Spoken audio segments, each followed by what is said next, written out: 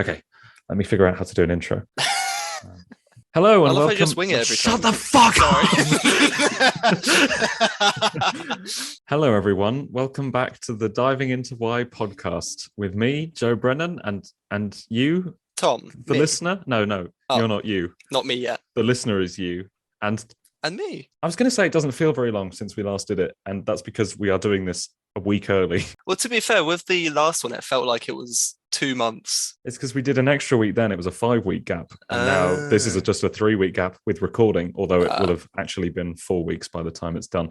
So actually tonight is just after the finale of Doctor Who Flux. Yep. That's our main topic again, because there's not much else in the last 3 weeks. So we're going to be talking about Flux. We're going to be talking a little bit about Hawkeye. Obviously not the most recent episode from when this goes out, because we haven't seen that yet. Yeah, we've only seen 3 episodes. Yeah. I'm going to talk a little bit about the new Ghostbusters, which I've seen, probably some other things along the way, but there are time codes in the description for what we eventually speak about. Oh, you actually put those in? I do. It's good. I don't know who uses them. I'm amazed. I know at least 2 people had us on their Spotify Wrapped, so that's pretty good. Well, one of them's like our actual friend, though. And one of them isn't. Okay, let's talk about Doctor Who. Sorry. The episode's just aired, and it is just replaying in my head as just this cacophony of noise and nonsense. And yeah, I don't quite know what it was. Did you know going into it that was going to be the finale? Yes, I did. Did you? I had no idea. What you thought? I thought there was going to be like another episode after that. You thought we were like halfway through the series? Yeah, I genuinely did. I didn't know how many episodes there was going to be, or anything like that. So like when they left it off last episode, and then because they set it up, like they had the Grand Serpent going around now, and you had Swarm and that, and like there was so much going on, and hardly any conclusion, like that could feasibly be in sight. And then halfway through the episode, and I was like, there's a lot of cuts here that are very fast, and they don't give you time to process what's actually going on. Yes. Is this the last episode? And they got to the end of the episode, like, oh, it actually is. Oh. I think the last time we spoke about Flux, it was after the 3rd episode. Yes. There have been another 3 episodes since. How did you feel about the Weeping Angel one? I thought that was really fun. Whenever they have a Weeping Angel Central episode, well, they either make it really goofy and weird, or it's really quite good. So when Angels in Manhattan, goofy and weird, in a good way, like, I think. Sad ending, bittersweet. Yeah, bittersweet ending. I mean, the whole Statue of Liberty thing was a little bit. How was no one looking at that? I don't know. It's a boring landmark. There were no tourists in town. They don't even clean it. That's why it's green. But anyway, yeah. So I thought it was a pretty solid episode. I really, really like, especially after this last episode, I love the what's his name? He's got a really cool name. Eustachius. Yeah. Professor. I don't know. That guy. He's good. He is really cool. And then the woman as well, who has the Weeping Angel inside of her, that was really cool. Claire, yes. Claire's great. And they finally bringing back the rules that Moffat introduced in the second Angels episode, because was it Big Bang where Matt Smith has like a beard and stuff, and he's with Winston Churchill? Oh no, that's Wedding of River Song. Oh yeah, so in that one, there's like when they go to Area 51, there's a drawing of a Weeping Angel in the background for no reason. Like they went out of their way to do that just one season after they made the rule of whatever holds the image of an angel is an angel. And I was like, why? What is the point? Why did they bother doing that even? Just they could have drawn anything else and it would have been fine. It is really funny, but that's a kind of, I feel like that was really meant to be just a kind of one and done rule thing. And Chibnall clearly just tuned in and watched that one episode and thought, yeah, that's the whole point of the Weeping Angels, I guess. Yeah. More so than the movement thing, I think, because the movement rules seem a bit inconsistent, but the holds an image of an angel rules, that's what he's latched in on. Yeah. Well, because he like the ripped up pieces of paper pulling itself back together again and then projecting an image like a TV screen, like a projector. That was great. I think putting them on the old television in black and white that was really cool, because it's like it turns them into a classic Doctor Who villain, which they never were. But it's like, imagine the Weeping Angels in the 60s. That's what they would look like. And I think I overall struggled with the episode, because what I'd enjoyed about Flux so far was just the kind of goofy, nonsense of the whole thing. And then suddenly the fourth episode was taking itself a bit more seriously and going for more atmospheric, more kind of, it wasn't trying to be fun. And I think all the nonsense was still there, all the rubbish was still there, but it just lacked the fun that had made me forgive the nonsense in the past. Because it was also a different, they paced it differently. It was a much more slower episode than, because every other episode has been all over the place constantly, but that one was very concise in what the story that it wanted to tell. More than anything, it felt like a script that had been written one way and then adapted to be a Flux story. So there was there was that little girl who ended up being the old woman. Oh yeah. That seemed like it was going to be a major plot point, and then it was just dropped for the sake of the division and the Angels working for the division. And it really does feel like there was this story written by maybe Chibnall, maybe Maxine Alderton. That's the bizarre thing. Flux is 6 episodes, all of them written by Chibnall, but episode 4 was co-written, which I think means it was a script written by someone else, and then Chibnall came in, repurposed for Flux. Okay, I'm going to change the beginning, I'm going to change the ending, and we're going to sprinkle some division in there, which I think hurts it a bit, but also it does make it stand out as a unique episode within Flux. Yeah. I think the Angels aren't very good in it. I think they're directed in a way that's really flat, in a way that they haven't been before. Yeah, well, it's like when you take away the whole autonomy of the Angels, their own natural force kind of thing, and they're like, oh no, they're actually just grunts for the division, and they sort of lose what they're all about, because like there's a massive point in there where they just choose to not move and not do anything just because. But it was a weird kind of double-edged sword, because they also on the other side of that had the most autonomous Weeping Angel that we've ever seen. Oh yeah, the actual character one that's possessing Claire. And then they kind of made that one a little bit boring. Again, it's like sidelined because of the ending that they chose. So I think there's probably a good story in there. Yeah. But I don't know that we got it. Nah. And I think it might be without spoiling what I think about the future ones, but I think it might be the one I enjoyed the least. Probably because it was the most competent in a certain way, but it just didn't have the fun of the stupidity of the others. Yeah. And then, almost answering my prayers right afterwards, we had probably the stupidest and funnest episode right after with Survivors of the Flux, which was just absurd. To be honest, I thought that was as ridiculous as it could get, and then I saw the finale tonight. But last week's episode was, you had the Doctor on the division thing outside of the universe. She'd been turned into a weeping angel. You had just so many different strands, almost more strands than the finale, because everyone was split up. You've still got Vinder, and then he's ending up with Di, and then you've got Swarm and the Grand Serpent and Unit and all these things going on that it's all stupid, it's all rubbish, but I did enjoy it quite a bit. It was a lot of fun. There was probably the most fun episode for me. There was only like one thing that I thought was really weird, and that was the Doctor's Tory comment about displaced persons. I've actually written the quote down here. Have you? It starts in a way that you think Chibnall is going to do some commentary. So she says this: if the flux is destroying the universe, if planets and stars are being wiped out, there will be displaced creatures who need a home. All right, that's a good place to start. That's right? good. That's strong. That is a premise to a Doctor Who story, right? That is, how can we help the displaced creatures? All right. And then it continues, somewhere to take over, but that would mean a time of battle for ownership of the Earth. So it starts one way and it ends with the sentiment of, we need to stop them. It very abruptly takes a handbrake right turn. It's so weird. And I know people have said, she means the Sontarans, she means the Cybermen. It's like, then why did she say that stuff at the start? Like, yeah, but it's not just them in the universe, is it? It's like Vinder as well, and like all of those characters are all also victims of the flux. So it's weird that they would also single it out and be like, oh no, she's just talking about the baddies. So why is she generalizing about it? The thing is, I don't think this is Chibnall being like, I'm going to put in some anti-immigration sentiment into my Doctor Who.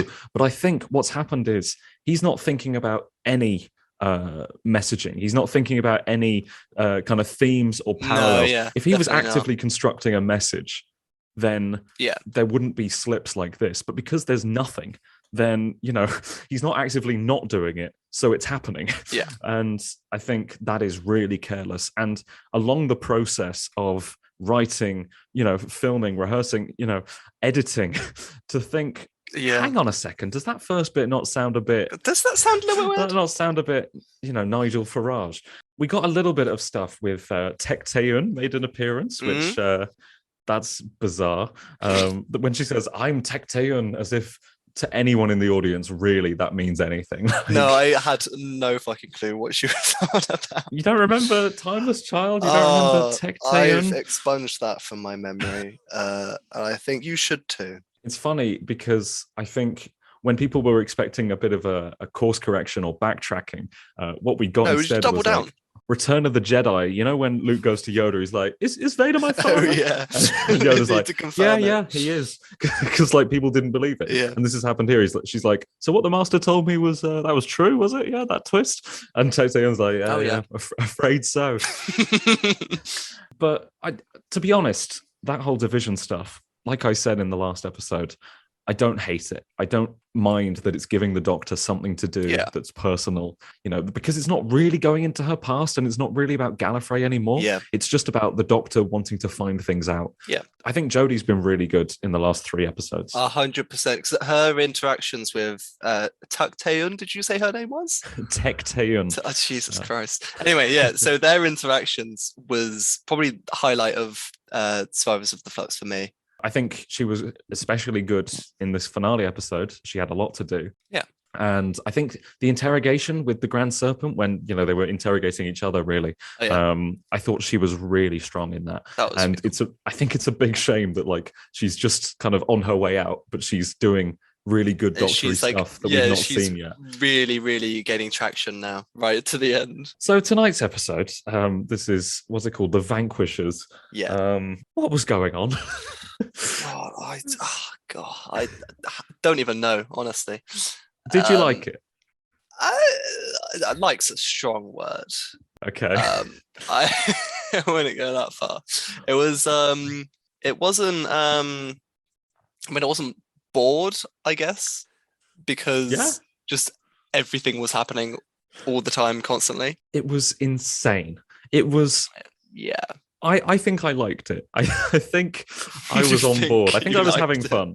It was so weird though. Like you said, the editing, the quick, erratic editing tonight that was convincing you that it was the finale. To me, it felt like it was like initially 90 minutes long. Yeah. And they were like, oh God, how can we cut out half an hour? Yeah. Okay, let's just get rid of all the shots that tie moments together. Yeah.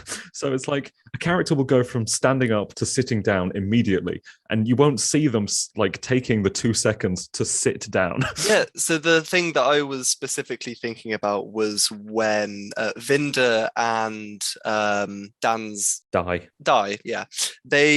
When they're in the passenger and they've got all of like the wires and shit uncovered, and then he shoots them. And they're like, okay, they set up their huge plan. We need to sprint as fast as we can because it's not going to be there for long. And then they're just there. He takes a shot and it cuts, and they're at the top of the stairs and they disappear. It's like that the whole episode, in such a way that when there are multiple Doctors, I was not sure always whether there were multiple Doctors, because it would cut around and she'd be in different positions, and that would sometimes happen with one, and it would sometimes happen with two. And there was one bit where they were having an interaction, and I was like, "Oh, the other one's there." Okay. Because when it first happens, and she's in like the tunnel with everyone else, and then they're having like the interactions with Yaz, and like they're saying that they've been years without seeing each other, and then she sort of like fades, and then it cuts back to the division or wherever it is that she goes. So it's as if, she is phasing from place to place, and she's displaced like that. And suddenly, but no, they've literally just another one runs in the room. It's like, there's 3 of them. Okay. I'm so glad you said that, because I was thinking, like, word for word, I've written down here, thought she was phasing, actually 3 of them. Yes. Because it feels linear. It feels like she's going from one place to another, and we see her disappearing and arriving somewhere else. And but I don't understand what was happening. Like, it's like I mean, I liked when there were multiple doctors. I thought that was a fun way of keeping the kind of, there was always a doctor on a team. Yeah. But also, like at the start, that is absolutely not what was happening. No, because it feels like it was originally going to be she is phasing, but then they decided oh no, we could actually have 3 doctors in this episode, so we're going to have it be a transition to the next scene, which is her talking to Swarm or whoever. I think it's so funny, and obviously it doesn't matter. I'm not being like, cinema sins. In the start, it really seemed like she was fine, because I don't care. It's just funny. Actually, there's a Coca-Cola in the background, so that's a ding. What else was going on? Kate Stewart, you briefly mentioned. She was in Survivors of the Flux. She was in tonight's episode. Why was she there? It's really weird, right? I feel like she was only there to tie together whatever the hell Grand Serpent was doing in the last episode. What was he doing? Dude, I don't like that. That didn't amount to anything. Because he was in, what was he in? He was in like episode 2 or something. He was in 3, and he was the reason Vinder got exiled. So he didn't need to come back. He was just the explanation for who Vinder is and his story and what's going on with him. And now he was like founding UNIT and working with the Sontarans, and he was part of that like dark energy thing. But it was like, he doesn't. I think there is a version of Flux that works a lot better, where Azure, Swarm, and the Grand Serpent are all one character. Yeah, because I did think that, is the Grand Serpent working with Swarm in that? Who knows? No. No, and they have different goals, but very similar kind of. It is bizarre, and I think Swarm started off so strong and then got diluted by everything else that was going on. Yeah, not least of which his sister, who was there in every scene with him and kind of had to have half his lines, and she's nowhere near as good. And like, I think as they're like half of a villain, right? Each of them. It's and weird, that becomes another half with the Grand Serpent. And there is no reason, I think, why Swarm, I mean, I can think of one reason why Swarm couldn't infiltrate UNIT, but he can wear a mask. He can wear a hat. No, but you know what I mean? Like, I feel like that is the one thing where, like, on top of all the fun and the stupid fun, I think that would make it more stupid fun. They could just be like, he's wearing a perception filter or whatever that makes him look like he's a human, or and whatever. The doctor could be like, I'm now going to make them shoot you because of the color of your skin. Which she loves to do. She loves to do that. She's like, once they know you're purple. I hate that this doctor has just become this kind of xenophobic. She kind of is. At the end of this episode with the Cybermen, the Daleks, and the Sontarans, I saw a tweet earlier that was like Tom Baker go, "Do I have the right?" And then Jodie Whittaker goes, "Yeah, what the fuck not? Do that. Just kill all of them." Oh yeah, she's just like, yeah, we're gonna make them all die. So many genocides. On Jodie being xenophobic, there's a bit in Survivors of the Flux where the doctor, her version of the doctor, not Jodie herself. Oh yes, yeah, you're right. Yes, should probably specify. I struggled to separate the two, but in Survivors of the Flux, Belle goes to Carvanista. She's like, "Oh, you pulled me out of hyperspace for this? Some race you are," and she just like generalizes the entire Lupari. And are you familiar with the theory about Belle and Vinder's child? Oh, was it like they are the Doctor's parents or some shit? Yes, that was the idea. Oh, okay. And I pointed out that with Belle being racist to the Lupari, I was like, well, she's clearly the Doctor's mother. That was a theory about Belle and Vinder, because it was like, why would they be drawing so much attention to their child? Yeah. Why would she be flying that? Why are they there? Okay, for starters. Yeah. But why would they draw attention to this? Belle's there flying the ship. She's having so much fun. It's like flying the TARDIS. Yes. Davis, who is a YouTuber, a Doctor Who YouTuber, I'm sure you've heard of him. No way. Me and him made a bet for £30. He was betting that they were the Doctor's parents, and I was betting that they were not. And you smart man. I think I've won. They might come show back up in the 3 specials we have left. I hope they do. It's a bizarre situation, actually, like that we are left in, because I'm thinking about going forward. Are these characters going to come back? What is going to return? Yeah, because you remember people were like, "Oh, do you think that there was like loads of fan theories like, oh, the Grand Serpent might be the Master in disguise. But like they put him on a rock and it cuts instantly. You don't even see a reaction shot of him. He just walks in. It's and another cuts. one of those really quick kind of I'm the expert in exile, and it's like boom, and you're there. We don't even see Vinda put in there. It's such a funny episode in that. I feel like it probably like could have been 2 episodes. I've seen some people like, if you think it's overcomplicated, you're not paying enough attention. It's like, no, I think it is overcomplicated. Just because you can follow along does not mean it's not overcomplicated. Well, yeah. I can follow along and it is overcomplicated and also edited bizarrely. And the thing that a lot of people are now pointing out is the entire universe still destroyed? I was going to ask you that. They don't seem upset about it. Not really. Everyone seems fine. And okay, the flux hadn't finished, so not all of the universe had been destroyed, but like most of it's gone. Yeah, most of it. It's like Earth is fine, and there's like pockets of life on different planets. Yeah, because there's like Earth's in the middle, and it's just so Earth literally is the center of the universe. So like everything around that, you've got a little bit of space, and then you've just got nothing. So, and then you've like all of the Daleks are supposed to be dead, all of the Cybermen are supposed to be dead, all of the Centaurans are supposed to be dead. But now there's like Daleks in the next episode. Oh yeah. Oh yeah. I had not. I knew that there were Daleks in the next episode, and I knew that the Daleks had been wiped out, and I had not bridged that gap of like, oh, actually, that isn't possible. Their gun is slightly different, so you didn't recognize them. It's the whole red arm thing again. I would have thought that they would just have Jodie be like, oh, I've pressed the make the universe not destroyed again button on the TARDIS, because that's all she really needs. It's all nonsense. She can do that, and it's fine. Yeah, but she didn't say that, no. And I don't know where we're at with it. I mean, it won't take long to undo if that's still the case. But like, Dan is joining the TARDIS team after Di rejects him, and it's like, what are you exploring? Is there anything? Someone else asked, like, why was the TARDIS leaking goo at the start? Like, what was that? Oh yeah, no, it's just gone. There are some strange things going on. I mean, like Bell, Vinda, and Carvanista are like traveling together as a trio. Yeah, and they're going to be a fourth member when she gives birth to the timeless child. And Carvanista, having just had his entire species eradicated by the Sontarans, is now going to become a pet. Another genocide. Yeah. God, there's so much going on. And there's, as it was going on, I was forgetting previous scenes because it was just nonsense.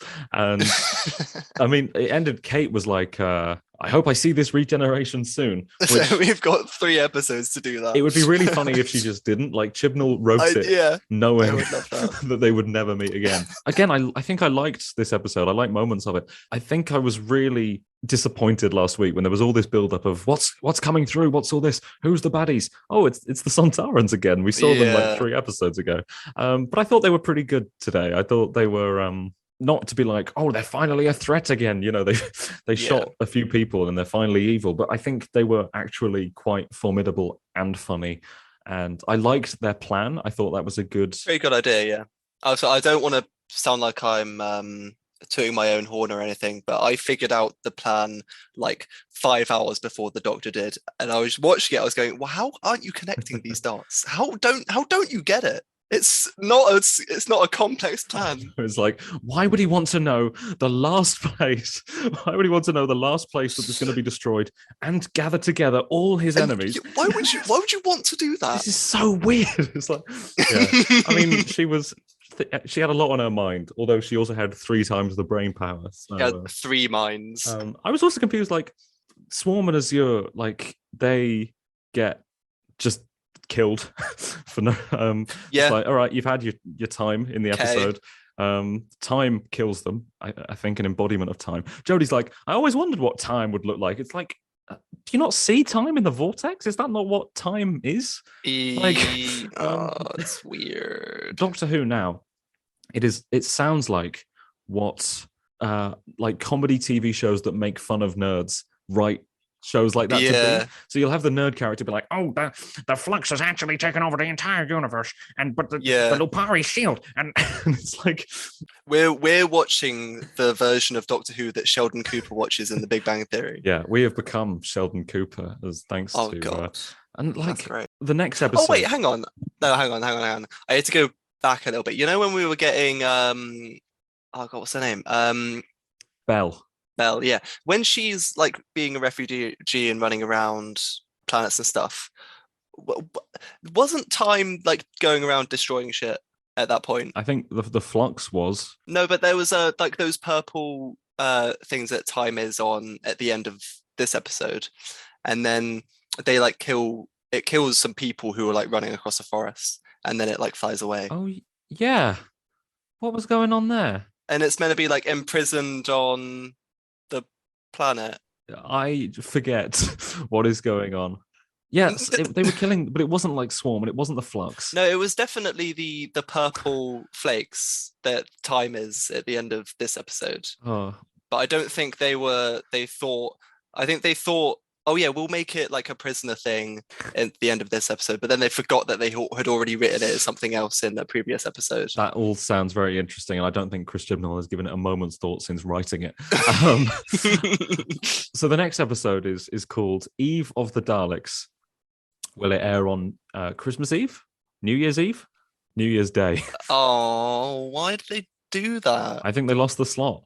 It's funny because the company that they seem to be working for in the trailer is like called Elf Security or something, and it's like, oh, did you call it that because did you call it that because you wanted the Christmas special, but they didn't give it to you? Yeah. It's like on the off chance, look, guys, I did make it a bit Christmassy. If you still want to give me the slot, it's like, no. But it's a time loop episode, and that's so cool. I have been calling out for a time loop episode annoyingly, and as a joke for a very long time. Yeah. I think it was back in September 2020 that I posted in TARDIS posting. How many times? Like 10, 15 times I posted? It was basically an entire month. Every single day I looked at my phone and there was a notification there that said Joe Brennan has posted Doctor Who TARDIS posting. I click on it and it is the same post every single day. And every day it still shocks me that it is not a different post. I was doing a Groundhog Day joke saying that they should make a time loop episode of Doctor Who. Yeah.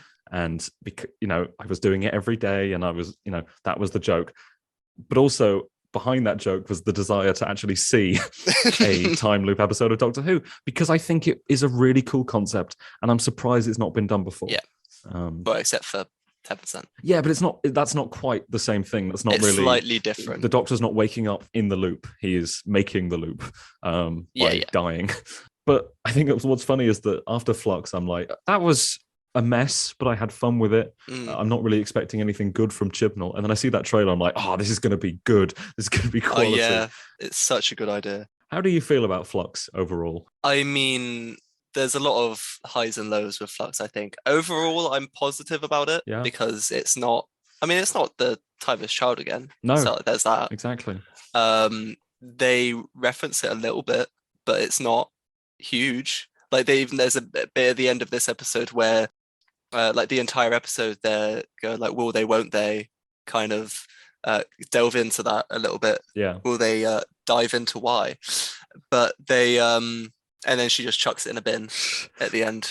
Yeah, I like that because it's like that's that kind of constant. Oh, will she do it? And I don't think she ever will. Nah.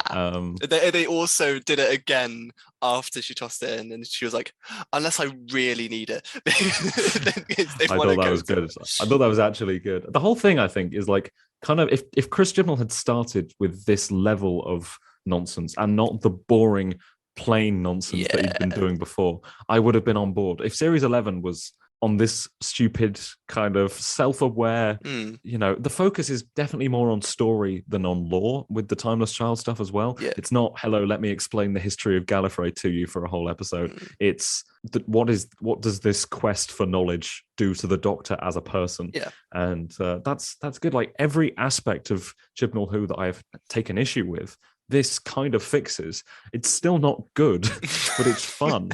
And I think I like it. Yeah. It's probably going to be easy to binge. Yeah, definitely. Nice 6 episodes, just 6 parts. Not too, it's all quite superficial as well. So you can just kind of switch off and watch it while on your phone, really. Pretty much. Let it wash over you. Oh, I've forgotten something. They tease the Master, don't they? In a way that really shouldn't tease the Master. Oh, yeah. Time goes like, beware, Doctor, the forces that mass against you and their master. I love that it then cuts to Jodie, the Doctor Jodie, and then she goes, the master? What do you mean the master? You mean the master, the one master that I know? The only person ever referred to as the master in Doctor Who. Or there's an episode of Classic Who called The Mind Robber, and all the characters are like, we work for the master, and it's before the master existed. And the Doctor, who supposedly already knows the master, childhood friends with the childhood friend, is just like, oh, I don't know who this master is. No. Because why would you think that it's the same? It's a word that exists. But this obviously it's teasing a return of the master. Do you think we'll see Jo Martin again before this era is done? Because I'm not sure. I mean, I don't think so. I want to, but I don't think so. Yeah. They released like a behind the scenes thing for her return in episode 3. Like, will we see her again? Oh, that's not for me to say. And it's like, why would you tease this if it's not happening? But also, it was really weird because we spoke last time about how she's green screened in, and she very well could have never seen another member of the cast. But there's a picture of her there is set footage actually on set. We came away from recording the last episode, and we'd done this whole thing about how she'd been green screened in. Then I opened Twitter once we're done, and I see not just pictures of her on set with the other actors, but footage of her on set. And it's like, well, what is this? All right, so Carvanista was her companion, which I love, although he's not allowed to talk about it or it will explode his brain. That's funny. That is quite funny. It's such like a, how else could you explain it? So like that he doesn't want to talk about it. So his head will literally blow up if he does. They blow you up. Boom. I really like it. It's like there's one final member of the Lupari species, and if he talks too much about Doctor Who, he dies. It's God, I really like Carvanista. I like the supporting characters. I was thinking that today when it was like the TARDIS and it had like Carvanista, Bell, Vinder, Di, the professor. Maybe he wasn't in the TARDIS by that point; he might have died. But Claire. But I like all of them, and they're all cool. I think, as far as Chibnall era side characters go, they are all of them the best. Like, I can't think of any kind of one-off. Maybe like the celebrity guest star historical figures have made some impact. But as far as like completely original characters, although the Mole Man, he existed in the real world, the tunnel fella. And I think he's been really fun. He has been really fun. There was all this speculation of like, will he ever be explained, or was his episode cut? Because he kept showing up every episode like, what is going on? And then he'd go through a door and disappear. He would just disappear. Like, who the fuck is this guy? Turns out it's like incredibly prominent in the last 2 episodes, which I'm glad. They could have also not done that at all, never explained it. I would have also liked that just as much. I mean, it's not far off other things that have happened in the episode. Because they didn't explain anything about the Grand Serpent, didn't they? They were just like, oh, Vinder was like his butler or something. I've said that like Vinder and Bell had no real reason to be there. People were just theorizing for the baby stuff as just a reason for them to exist. And I say that, and I do kind of agree. But at the same time, I really like them, and I was always excited when it cut to them and whatever they were doing. Yeah, I'm like, I love these. I want them to reunite, I love 2 characters reuniting. But yeah, I don't think it's the last we'll see of Carvanista. I feel like he's a great side character now. I feel like it would really be a shame to just let him go after that, especially when they've built it up so that he has a really deep and intimate past with the Doctor. And that could be a really interesting thing to explore in the future. If Chibnall was staying on for another 5 years, if we knew that was kind of in the bag, like, I feel like a spin-off with those 3 would be a very real possibility, and it would be people would be speculating it. But like, I doubt he's going to set that up and then give the show and the Whoniverse to RTD. Yeah. I would like to do a full Chibnall era like retrospective once it's done. We can talk about that on the podcast after the final special, and I'll probably do a video about it. I don't quite know what form the video will take. I think it will probably involve me having to watch the entire era again. I'm probably going to go insane, and that's going to be my final year of uni, I think. So good. The Perfect timing for it. Well, yeah, because it's November or something that we get the last. I'll be working on my dissertation and my your my magnum opus of the Chibnall era. Maybe I'll make it 6 hours long, like that 5-hour video, but better. That'll be a good idea. How about we move on to a different topic that isn't Doctor Who before our brains explode like Carvanista? Yeah, the perfect metaphor for how this episode made me feel. We're all Carvanista, aren't we all Carvanista in a way? Right, Hawkeye. Yes, that's ongoing. Do you like it? I think it's quite fun, actually. Yeah, me too. It's really cool, fun. So far, it's not huge stakes. No, which is really nice. I don't think there needs to be, and I don't think there will be. I doubt it will escalate far. We have not seen what will be the most recent episode by the time this goes out. But yeah, we've just seen the first 3. I think the most it will escalate is Kingpin. Kingpin, yeah. I think that's a pretty nice escalation. I guess, yeah, we won't speculate about what that will be, but of what we've got, what I feel about it, I've recommended to one of my friends who's not started it yet to save it and binge it once it's done, because every time it ends, I'm like, I wanted to watch more. I don't think it really lends itself to the weekly format. Yeah, it kind of really feels like it should just be a binge thing that you do all in once. Yeah, WandaVision made sense to be broken up, I think. Yeah, and maybe Falcon and the Winter Soldier, maybe a bit, because there were some cliffhangers there that, like John Walker, when he killed the Flag Smasher. That was kind of a haunting thing to leave us with for a week. Yeah. But with this, it's just like that one scene ends, and it's not really a logical endpoint to the story. It feels really serialized. It's also weird that we got the first 2 episodes instantly. Then we got the 3rd episode, and we're already halfway done. I think it might be to stop it clashing with Book of Boba Fett, maybe. Because maybe. that's coming up relatively soon. Maybe it's not. Maybe my math is off, but I think it stops them that ending just as Boba's starting, which makes sense. I was actually in the process of making a big Hawkeye video, which I might have told you about, and it was taking longer and longer to make. And I thought, why not wait and see how I feel about Clint Barton once the show is over, rather than release the video and have it be immediately dated by the most Hawkeye we've ever had. Exactly. So I'm glad I have. I don't think I've really changed my Clint opinions, because he's good, isn't he? He's fun. He's good. He's the most just normal guy out of all of the Avengers. And I think Jeremy Renner does that really well. I think he's of the Avengers cast, he feels like a normal guy. He feels like he doesn't look like a supermodel. he just looks like a dude. Like he's handsome in his own Jeremy Renner way. Clint's characterization has been consistent but also more fleshed out as just like he's tired and he just wants to spend time with his family. And I'm really interested to see kind of where his relationship with Kate goes. Because I know there will be a kind of passing of the torch or passing of the bow and arrow. Or will there just be 2 Hawkeyes for a while? Well, because she clearly needs training from him, because there's some points where she's a little bit out of her depth. And then he comes in and just beats the shit out of people, and she's like, oh, I could have done that, because she's got talent with the bow and everything, and she's in the first episode with the bell tower proved that she was amazing with that. And she's pretty much on par with Clint. If you wanted to go that way. But talent without training is meaningless, as Luke Skywalker once said. Shut up. No, that's not real. He never said that. I forgot he was in Mandalorian, and I forgot about Mandalorian, and I was really happy. Have I ruined your life? Reminding you of CGI Luke? You actually have. I'm so sorry.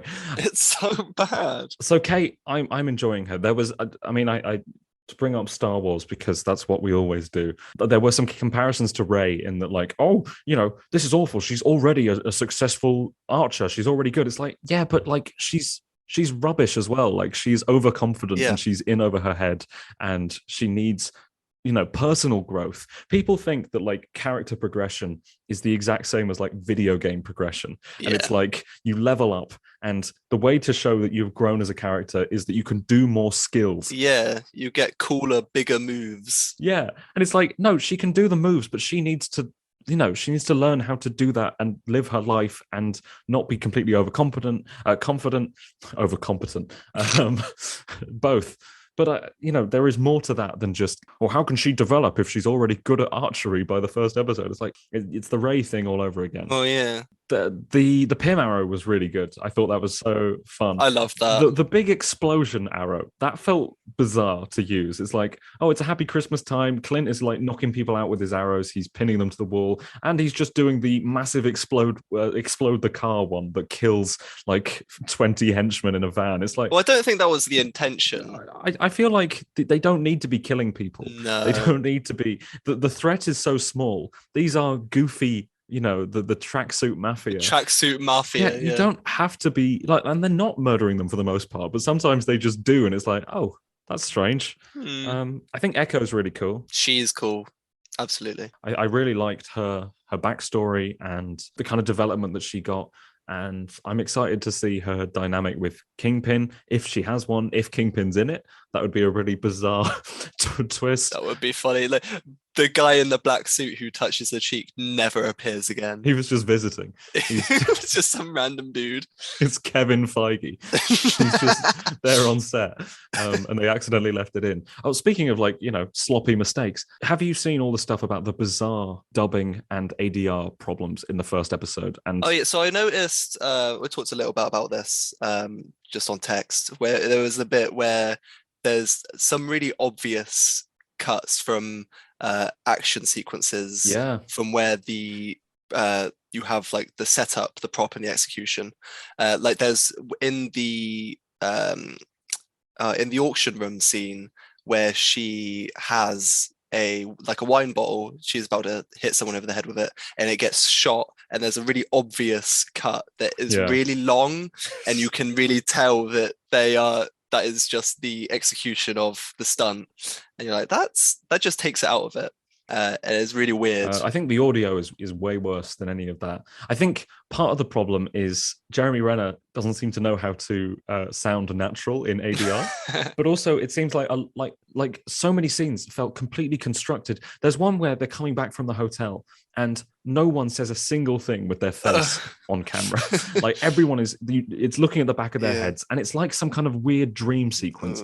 And it's clearly, I think it's the family, and they're coming back from seeing the big tree. Oh yeah. But when they shot it, they were probably just coming back from the restaurant. Yeah. But all the added dialogue is like, yeah, no, good. I really enjoyed the tree.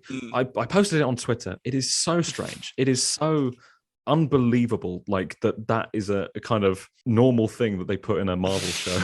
And it has improved over the episodes, but that really took it out of me took me out of it for the first two. And then there was another moment in the third one where, like, mid-line, Clint says something, and it's clearly, and he's whispering in the line, he's like, hey, we're gonna do this, and then like a very clear in a studio, Jeremy Renner's like, yes, and then we're gonna go back to your family and you'll go back, and it's like, yeah, okay, harness that overconfidence. It's like, okay, yeah, I do remember that. That's so weird. Just be normal. Be a normal show. And I know maybe like it's a COVID thing, but maybe it's not a COVID thing. Like so many of the extras like have been dubbed, and I just have a theory that no one was allowed to speak on set, and it's very strange. But overall, it's been fun. I think it's like really just distilled entertainment, Marvel, like superhero stuff. It's not low-key where it's doing a bigger You've got like the entire future of the MCU hinging on what happens next. WandaVision felt the exact same, and then kind of was. Falcon and the Winter Soldier, I guess, is the most comparable, and there are similarities, but I think I'm enjoying this more. Although there was a depth to Falcon and the Winter Soldier that came from Sam Wilson's characterization that I've yet to feel here, but I am comparing 3 episodes of a show to a full show. So, you know, I think there's only 3 episodes left. Yeah. So there won't be a Flux situation for you where you're watching the finale like, are they wrapping this up? Wow, they're really going for it. That's not true, because they never finish things in the MCU. There's never any ending. Yeah, that's true. It just keeps going and never stops. Do you think it'll have a season 2, or do you reckon it'll just launch off into other things? I'm not sure. So Loki is the only one that's getting a season 2 confirmed at the moment. Yeah.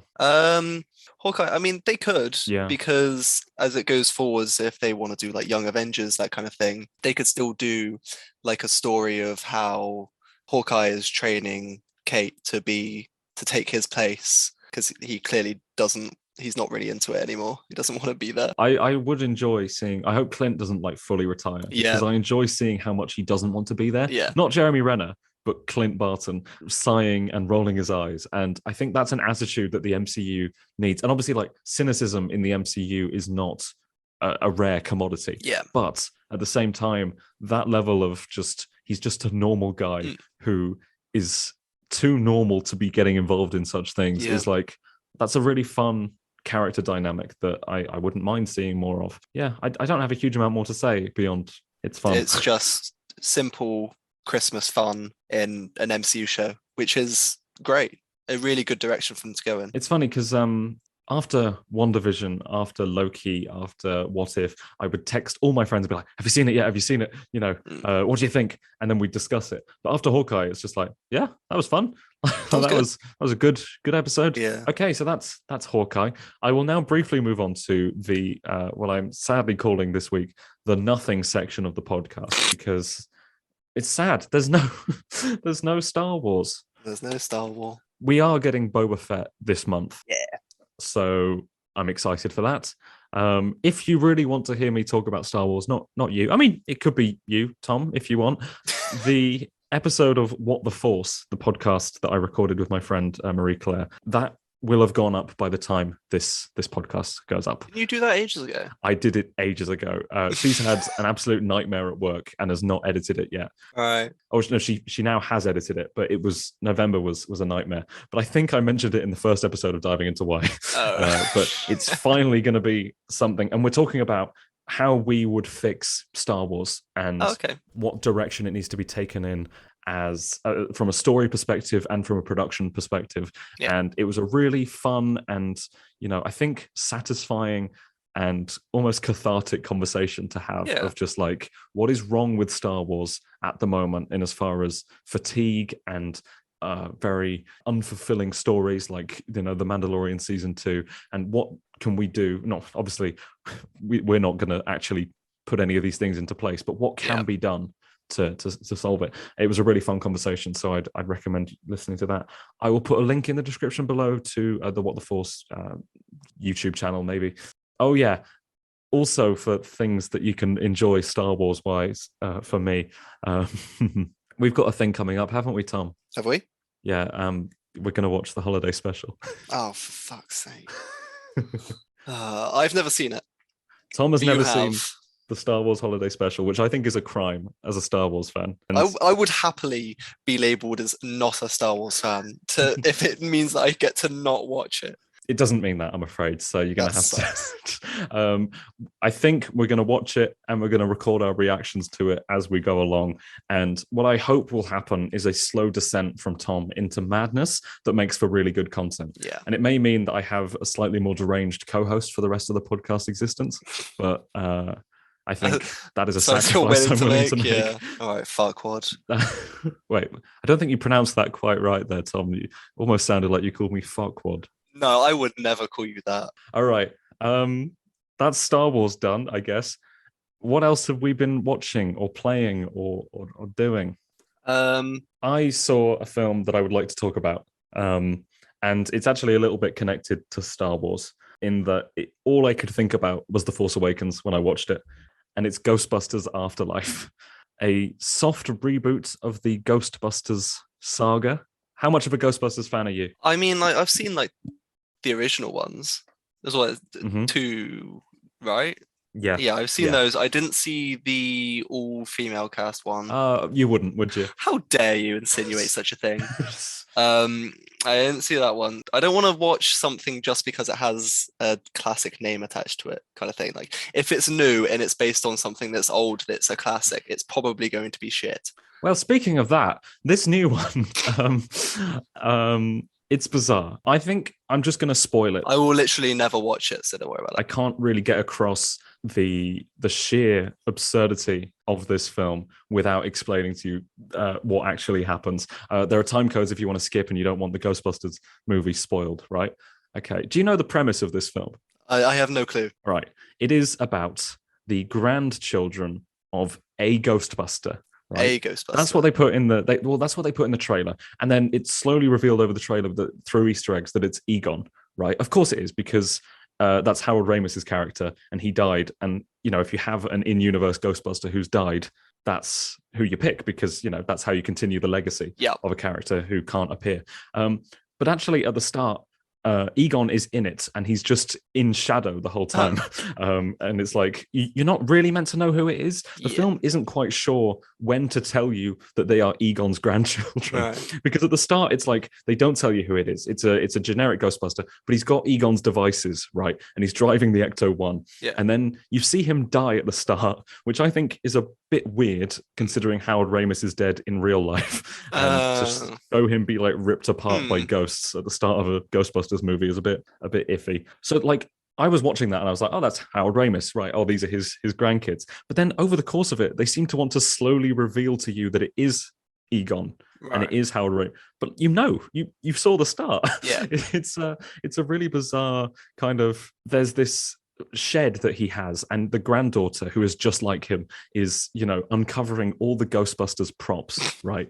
And she slides down the fireman's pole to get there, right? Because how else is she going to get there? The fire station had a fireman's pole. Obviously, the shed behind a barn is going to have a fireman's pole to a basement, right? This is why I was thinking of The Force Awakens, because when that came out, I think the YouTuber Hello Greedo said that in a worse movie, the Millennium Falcon would have been found like in a hangar, and it would have been under a sheet, and it would have been like this angelic version of the Star Wars theme, and they would have pulled the sheet across, and there it is. Yeah. This ship, it's from Legend. Does that literally happen? Well, it is that, but for everything, right? So that's, the Force Awakens was praised for its restraint on that level. The one thing that people thought was maybe pushing it a little bit too far was when Finn is rummaging through the bag and he pulls out the remote, the training remote. It's like, come on, that's not a significant enough prop to draw that much attention to. But that is a 2-second moment where he looks at it and he throws it aside. Throws it away, yeah. That moment there is nothing in comparison to what Ghostbusters Afterlife does to literally every prop. Imagine if like Finn had like gone into a secret room in the Millennium Falcon, and it's just laid out on the table as like, oh, it's that training remote. Oh, let's look at that. Oh, there's a spotlight shining here on. It's Luke's macro binoculars. It's the I don't know. The Tauntaun reins are there. It's like just that level of stupidity. Like, not. I mean, the lightsaber was given that much importance, right? But it was only the lightsaber. This is everything. It's like, oh, it's the proton packs. Oh, it's the ghost traps. All right, fine. They're the Ghostbusters things, right? Oh, it's the car, it's the little PKE meter that Egon is carrying around. Oh, it's the outfits. It's Egon says in the first movie, I collect spores, molds, and fungus, and you see those, and that's treated like on the same level. Do you remember the Nestle Crunch bar from Ghostbusters? I'm going to go out on a whim and say no. Of course you fucking don't. It was one moment, right? It was one moment where Bill Murray is like, oh, I was wrong about you, and just hands him a chocolate bar. And it's funny. It was probably improvised by Bill Murray. There's like a wrapper, and it's like, that was the original chocolate bar. Yes, there's a wrapper on the desk of the Nestle Crunch bar, right? And there's a bit as well where Egon is trying to explain the whole problem of this is in the first Ghostbusters movie. He's trying to explain like what could happen. He's like, imagine this Twinkie is all that could go wrong in the world. With this, if this was unleashed, like, it would be a massive Twinkie, right? And there's just a Twinkie in this film. There's never actually a Twinkie in the first Ghostbusters film. It is bizarre. The Nestle Crunch bar was when I was genuinely like, what am I watching? What kind of worship of the source material is this? Like, it is like, it makes The Force Awakens look irreverent. Like, it looks like it. I know people say that the sequels disrespect the original. Compared to this, they did, and that is not disrespecting, but the kind of disregard that it has, that's for Star Wars, right? And this adoration for the past is for Ghostbusters. It's a kind of grimy comedy from the 80s about just four dickheads who set up a kind of exterminator company, and they're just in it to get rich, and they're treating it like it was this important, rich. I can't believe it. That film was funny. It was sarcastic and dry, and this is treating that like it was some kind of cultural epic. And the tone here, it's not a comedy. It's like there's some jokes, but it's like it's mostly like Stranger Things stuff. It's like, some funny kids driving around like a suburban neighborhood and, getting involved with ghosts, right? Yeah. And the Stranger Things kid is in it, Finn Wolfhard. I like him. But he doesn't do anything. He's No, really? It's really about his little sister, Phoebe. And like he is just not in it at all, really. He's like, he fixes the Ecto-1 and that's it, really. And she's there doing everything else. And, it kind of unfolds and it's cute and it's about them rediscovering the kind of Ghostbusters lineage and the traps and the ghosts. And they catch their first ghost in this. It's actually a kind of fun action chase, right? And then they uncover the mystery of what's going on. And what's going on is exactly what happened in Ghostbusters 1. It's the same villain. It is Gozer. It is, there was Rick Moranis got possessed by the gatekeeper maybe, and the keymaster. Oh yeah, he kept getting locked out of his door. Yeah. And then he was the keymaster, or the and then Sigourney Weaver was possessed by Zool. Oh yeah. And so they paired up, and they do that again with Paul Rudd. Paul Rudd becomes Rick Moranis, and their mum is Sigourney Weaver's possession. And then Gozer comes out, and it's the same plot, it's the same set, and it's the exact same third act. And the kids are like, we can't defeat it. We've lured them back to Egon's traps. There's this whole plot that like Egon abandoned his family because he knew that the end of the world was coming. So he set up this big trap to save the day. And in doing so, he like pissed off, his family, and all the Ghostbusters refused to believe him. Right. This egghead who has been the brains behind the operation the whole time was like, nah, Egon, I think you've got a few screws loose. So the Ghostbusters have disbanded and gone their separate ways. Right. And Jesus Christ. The kids get thrown in prison, right? And she'd previously watched the Ghostbusters advert that went on the telly, right? That's like, call this number if you have any, things. And so they're in the jail cell, and she's like, oh, don't we get a phone call? And the cop is like, well, yeah, you do. And then I'm there in the cinema thinking, please don't say it. Please do a subversion here. Do some kind of joke. Do not say the thing. And he goes, who are you going to call? I was, losing my mind, not in the way that like, oh, they said it. Woo! There were a couple of people in the screening that I was in who were like that whenever there was a thing. It was like, oh my, and so she calls up, she phones the number from the 80s TV advert. It's still Dan Aykroyd's phone number. And he answers the phone. He's like, hey, no, Egon's a piece of shit. It's like, I don't care about that. And then that's it. But then in the final scene where, they've lured it back to Egon's traps and Gozer's about to take over the world, they dust off the final, dusty props from the original film. The final thing that they dust off, and they really do look ropey, are the Ghostbusters themselves. They look awful.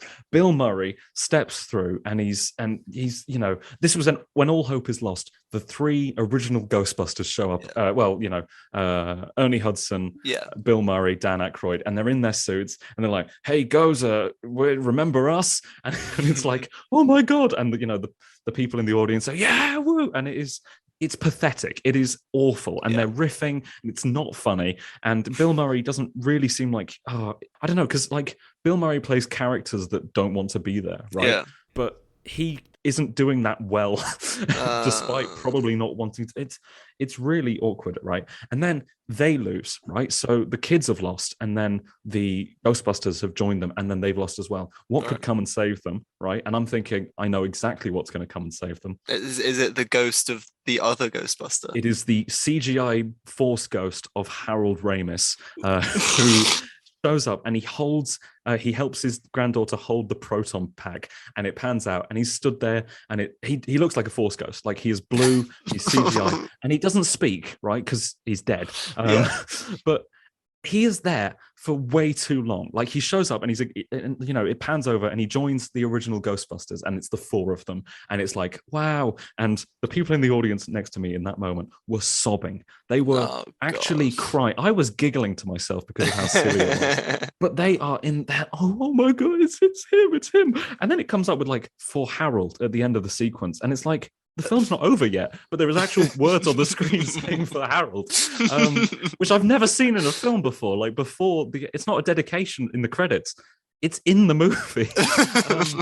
And like Harold Ramis was an incredible force in the comedy world as a writer and as a performer and as a director as well. And it feels so self-congratulatory in a way that's like, why are we doing this to pay tribute to him? Like a kind of dig up the old toys to please him and his friends. And it's I don't know.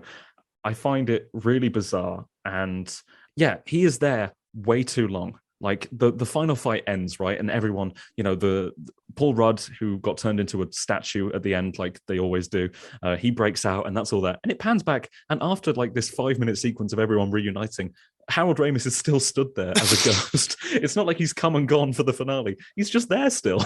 And he gives his daughter a hug and the Ghostbusters don't seem to care really that he's there. I don't like it really. And the fact that he's silent is even weirder because he's there for so long, just smiling and nodding, right? He gives like a wistful nod to the original Ghostbusters and a wistful nod to his granddaughter. And then he disappears. And it's so weird. And I didn't like it. You didn't? I thought you were going to do a complete 180. Like, it was the best movie I've ever seen, man. It was so good. I couldn't believe it. I stayed for both post-credit scenes as well. There's post-credit scenes in a Ghostbusters film? Yeah, because they're setting up a franchise. They're not. Ernie Hudson's character, who is mentioned offhandedly to be like rich and famous. He rebuys the firehouse and he's like, we're going to set up Ghostbusters for a new generation. But like the major Ghostbusters fans in the audience had left by then. I don't know why I stayed, but for some reason I wanted to see the rest. Sigourney Weaver shows up in the post-credit scene. She's in love with Bill Murray still. Do you remember when Bill Murray is shocking the students who can't read the back of the cards? There's a girl and a boy, and he gives them electric shocks. He gives the boy electric shocks if he can't guess what's on the cards that he's holding up. Well, that makes a return as well. In the post-credit scene, a little coin that Janine gives Egon before the final battle makes a return. And this scene where she does that was not in the original film. It was in a deleted scene that they play before the post-credit scene. So before referencing the deleted scene, they play the deleted scene in full and then show what it's referencing. I wanted to just not have eyes anymore when I was watching it. And I was just thinking the whole way through, we were so lucky with The Force Awakens and we were so lucky with the sequel trilogy that this was not what we got. Yeah. Do you remember that Mark Hamill edited image that he posted that was like, what could have been? And it's like him, Han, Carrie, and Lando and C-3PO maybe in the Millennium Falcon cockpit. And it's like, what would that movie be? Yeah. That's what you wanted as like a personal wish fulfillment. But what would that film have been? Yeah. And this is what that film would have been. Ghostbusters Afterlife is what that film would have been. It's getting the gang back together just for the sake of it. Yeah, it was not good. And I think that's all I have to say about it, which has actually been quite a lot to say about it. Have you seen anything recently not other than anything? Not really. I've seen a couple of episodes of season 1 of Scream on Netflix because I love the original Scream movie and I love Scary Movie as well. It's one of my favorite films. So I thought, the series is probably good. Is it? From the first 2 episodes, it's really, really hit and miss because it's these are adults playing teenagers and they are doing a terrible job of it. It has the best texting, like fake texting I've ever seen, because someone will press like 2 keys on a keyboard on a phone and it will come up with a paragraph on the phone. I mean, that's in Hawkeye as well. That's what people have pointed out. But does it have some more merit? It's got season 2. It's got season 2, so it must be good. Those are the rules. Some of the characters are really fun. There's good cliffhangers and stuff because like there's a bit where it's literally at the end of the first episode, one of the characters, there's like the obligatory character who knows horror shows and movies, so they are like the nerd who talks about it, and then everyone's listening like, whoa, what if we were in a horror movie kind of thing. So he wipes his head, and like red is on his forehead, and it's like, whoa, he's got like blood on his head. But then the next episode, he's just graffitied some asshole's car. It's like, okay, so that was pretty funny. There's it's pretty good. Like I'm gonna watch more. It's all right so far. Otherwise, I would have stopped already. Well, but yeah, you can let me know in the next episode if you've binged the entire thing or gave up on it in episode 4. Definitely. I have just remembered I watched the new Disney movie Encanto. I haven't ever heard of that. Right, I think it's the 60th. It's the Moana, it's the Frozen, it's actually a proper Walt Disney Animated Studios film. Yeah, it's good. And I like it. Is it? It's weird. It's got songs written by Lin-Manuel Miranda, who did Hamilton, In the Heights, Moana, and it's good musically. Story-wise, it is good, but it's really unexpected because it's got a very unconventional structure for a Disney movie. It's all about interpersonal relationships and not really about a quest. I mean, there is a story going on, and there's a threat, but it's not. It's not got the traditional beginning, middle, and end story mountain, problem in the middle, they overcome it. It's not quite that setup. And I think that really threw me as I was watching it. But the more I've thought about it, the more I've remembered what I like about it and the things that have stuck with me. So I think I'd recommend that. Okay. Again, with Disney now, it's like, that in 3 months' time it will be on Disney Plus. Yeah. So it's hard to recommend go out into the cinema and watch it, especially in a pandemic. So it's like, get round to it at some point, dear listener. But also, you don't have to rush. You won't hear spoilers for it. And maybe you can probably get away with listening to the soundtrack beforehand because, there's not a huge amount of spoilers on that. I think that's all there is today. It's a bit of a lighter episode as far as like numbers of topics goes. Oh, I've been watching the Spider-Man movies, the Raimi Spider-Man movies. Oh, they're good. Because I am doing my homework for No Way Home. I have seen them before, but I watched them when I was like 15 and I was really grumpy about them because I was like, well, this is just silly. This is madness. I was like the mole man from Flux. I was like, this is infernal. But now I'm like, now I see the kind of goofy elements of the first film and I'm just in love with it. I had so much fun.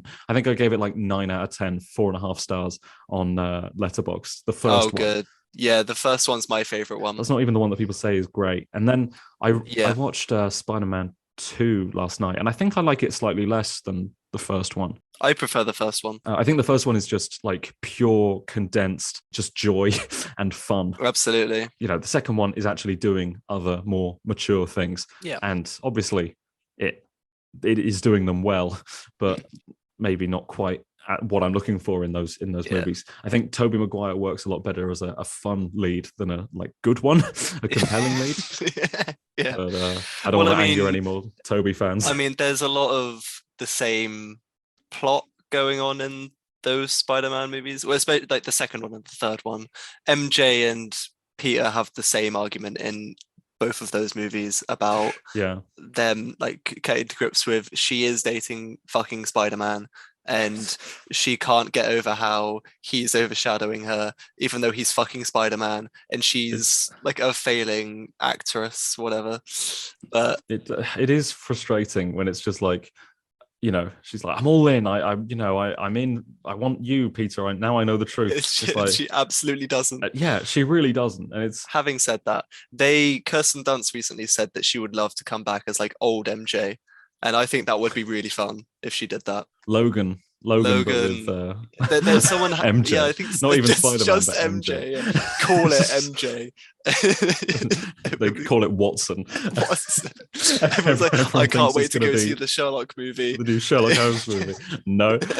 Psych. They put Martin Freeman on the poster, but it's actually an MJ movie. He's actually playing her dad.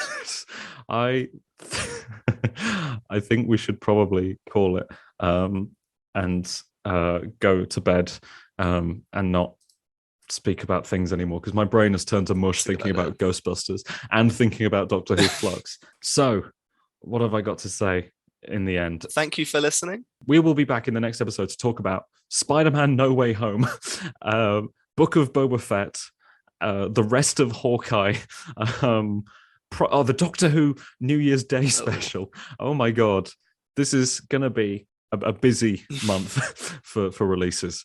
But, I'm excited. Are you excited? I'm pretty excited. So thank you very much for listening. Leave a comment if you're watching on YouTube.